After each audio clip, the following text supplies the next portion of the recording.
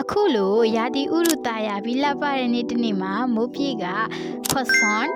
Eiffel Tower စတာတွေနာမည်ကြီးတဲ့ပြင်သစ်နိုင်ငံကိုသွားပြီး explore လုပ်ခဲ့ပါတယ်။ Hello အားလုံးပဲမင်္ဂလာပါ Stories by မိုးပြေကနေကြိုဆိုလိုက်ပါရရှင်။ဒီနေ့ဗီဒီယိုလေးမှာတော့ပြင်သစ်ယဉ်ကျေးမှုဌာနမှာပြုလုပ်ခဲ့တဲ့ Cultural Connection Event မှာမိုးပြေပါ experience တွေကိုကြုံတွေ့ခဲ့တယ်ဆိုတာကိုဒီဗီဒီယိုလေးထဲမှာ sharing လုပ်ပေးသွားမှာဖြစ်ပါတယ်။အဲ့ဒါဆိုရင်ဗီဒီယိုလေးကိုစလိုက်ကြရအောင်။ခုတွေ့မြင်နေရတာကတော့ Digital အနုပညာပြတိုက်ပဲဖြစ်ပါတယ်။ဒီ Digital အနုပညာပြတိုက်မှာဆိုရင်ပြင်သစ်နိုင်ငံနဲ့ပတ်သက်တဲ့အထင်ကြီးပုံကိုယ်တွေအထင်ကြီးပကြီးကားတွေအဲ့ဒါတွေမကဘဲနဲ့ပြင်သစ်နိုင်ငံရဲ့ယဉ်ကျေးမှုနဲ့ပတ်သက်တဲ့ကိစ္စတွေအကုန်လုံးပေါ့နော် explore လုပ်လို့ရပါတယ်။ screen မှာလည်းပြထားပြီးတော့အောက်ကရှိရဲ့ tablet မှာလည်းကို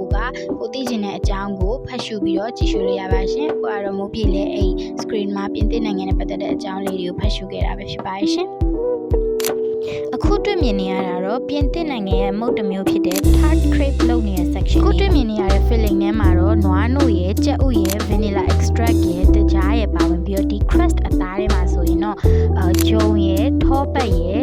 ပြီးတော့တကြားရဲ့ကြက်ဥအနှစ်တွေလည်းပါတယ်ပေါ့နော်အဲ့ဒါတွေကိုတေချာကြိုပြီးတော့ဒီ filling ကကြိုပြီးတော့ဒီ boa crust ကိုဖုတ်ပြီးတော့အဲ့ထည့်လိုက်တယ်ပြီးတော့တရက်သေးကိုတော့ပါလေးလီးပြီးတော့အဲ့မှာနှင်းစီပန်း shape လေးနဲ့ decorate လုပ်ထားပြီးဖြစ်ပါတယ်အရန်ကိုကြည့်လို့ကောင်းပြီးတော့စားလို့လည်းကောင်းခဲ့ပါတယ်ရှင်ပြီးတော့အထဲဝင်သွားရပေါ့နော်အထဲဝင်သွားတဲ့နေရာမှာ interview လေးလုပ်ခဲ့ရလဲတွေ့ခဲ့တယ်ဒါလေးကတော့ PS5 game ဆော့နေကြဖြစ်ပါတယ်